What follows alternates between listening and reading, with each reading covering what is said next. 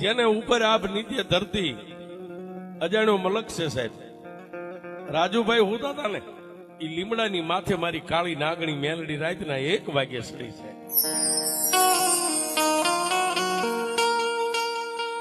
પણ